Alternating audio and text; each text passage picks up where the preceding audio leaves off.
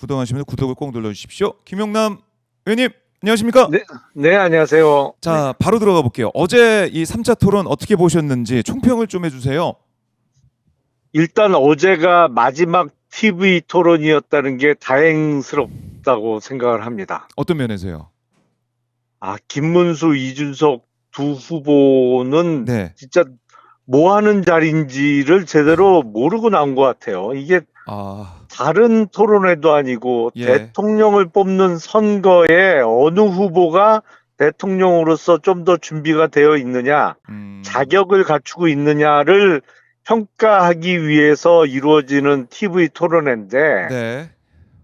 수준이 너무 낮았어요. 정말 보다가 TV 꺼버릴 뻔했습니다, 진짜. 저희 시청자분들도 뭐 같은 마음으로 지켜보셨을 것 같은데 특히 이제 이준석 후보의 뭐 이른바 젓가락 네. 발언 이 파장이 일파만파입니다. 이 TV 토론에서 이게 나오는 이 진짜 TV 토론 맞나 이런 생각이 들 정도로 많이 다 놀라셨는데요. 어떻게 보셨습니까? 그 발언 전에 한 번 놀랐고요. 언제 놀랐냐면, 예.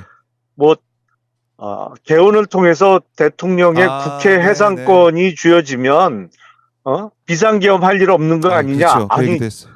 솔직히 너무 무식해서 놀랐고, 무식해서 놀랐다.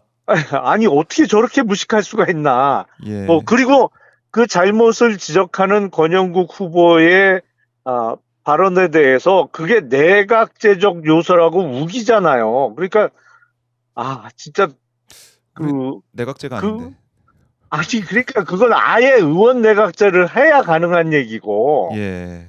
대통령제를 하면서 대통령에게 의회 해상권을 부여하면 그게 유신헌법이나 50헌법으로 돌아가자는 얘기죠. 그러니까 근본이 없어도 너무 없어요.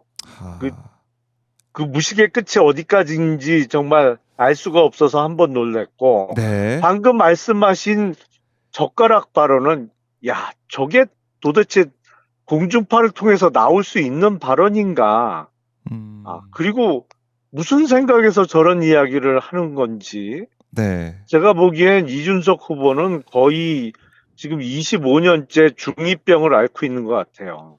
25년째 중2병을 앓고 있다. 예, 어제 모습은 딱 그거였어요. 그러니까 웬만한 중2는 그렇게까지 막 가지 않습니다. 근데 중2병을 앓고 있는 아이들 중에서도 네. 아주 극단적인 예가 아닌가 싶어요.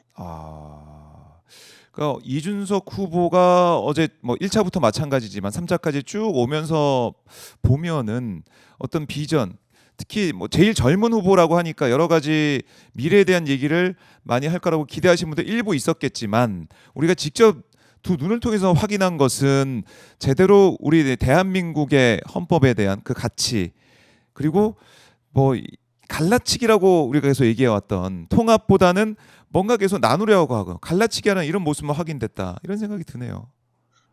그러니까 어제 그 토론회를 보고 아마 이른바 반패미를 주장하는 그 이준석 지지층이 많이 모이는 일부 사이트에서는 좋아했는지 모르겠습니다만 네.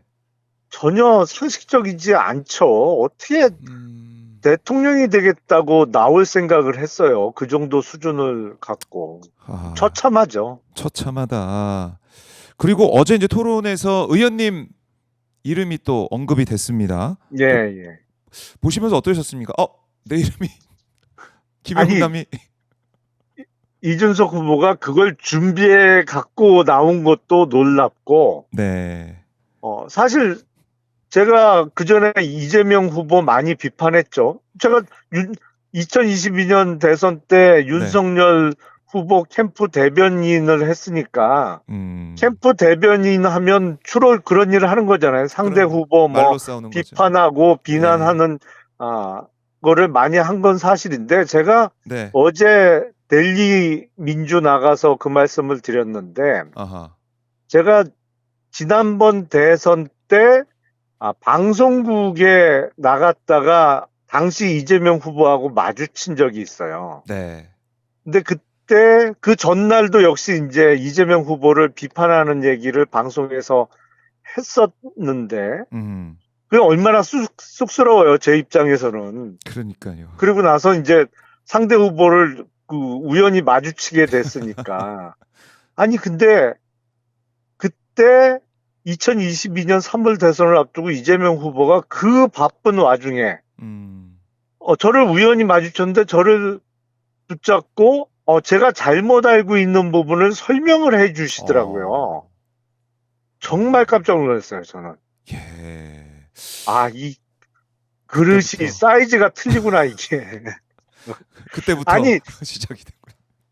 아. 아니, 사실 기분 나쁠 수 있잖아요. 그게 상대 후보가 한 발언도 아니고 상대 후보의 캠프 대변인이 한 발언인데 네. 제가 사실관계를 제대로 확인 안 하고 비난을 했다라면 아이 뭐 기분 나쁘네 뭐 하고 그냥 못 본 척하고 얼마든지 지나갈 수 그럴 있는 수 있죠. 상황이고 또 네. 대선 후보가 얼마나 바빠요.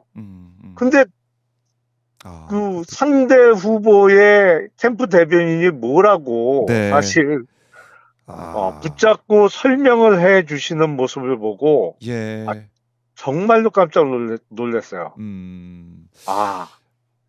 이런 모습이 있구나. 아니, 음흠. 저는 인정해요. 제가 이재명 아유. 그 당시 후보 많이 비판했어요. 근데 네.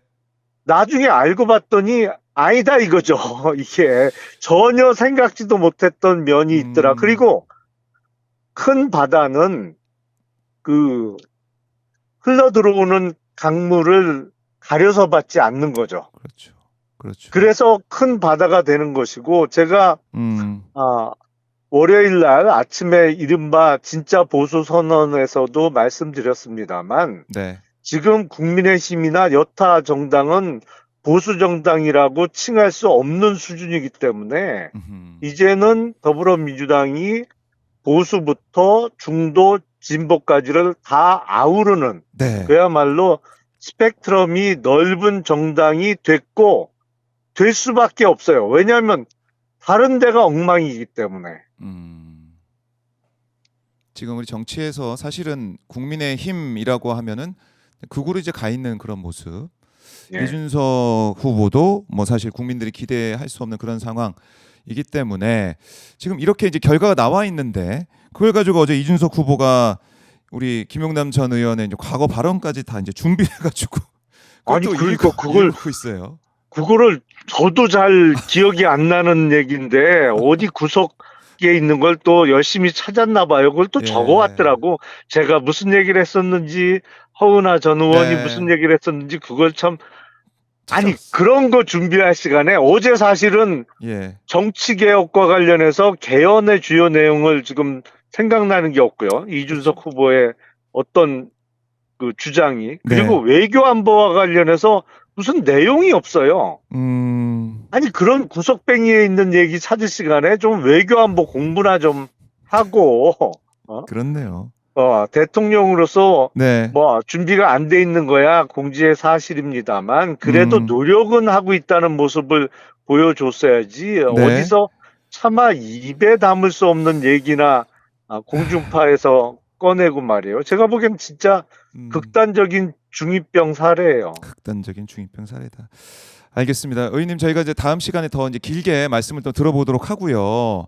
네. 그러니까 뭐 여론조사 지금 나오는 수치라든가 토론의 평가라든가 이게 뭐 중요하고 우리가 얘기를 하고 있지만 가장 중요한 건 투표 아니겠습니까? 투표 동료 그렇죠. 말씀 들어보겠습니다. 가장 중요한 것은 이번 사전투표는 토요일 날 실시되지 않습니다. 그러니까 맞습니다. 바로 내일하고 모레 네. 목금 이틀 동안 사전투표가 실시되고요. 그리고 6월 3일 본투표에 이게 내란으로 인해서 갑자기 생긴 대통령 선거다 보니까 수요일이 아닌 화요일 날 실시되는 선거인데 월요일 날 하루 휴가 내고 토요일부터 4일 붙여서 어디 놀러 가실 생각이라면 반드시 내일 모레 사전투표 하셔야 되고요.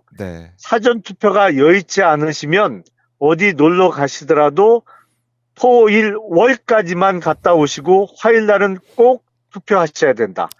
투표하지 않으면 형편없는 수준을 가진 사람들한테 지배당하는 굴욕을 5년 동안 겪어야 된다. 이 말씀 꼭 드리고 싶습니다.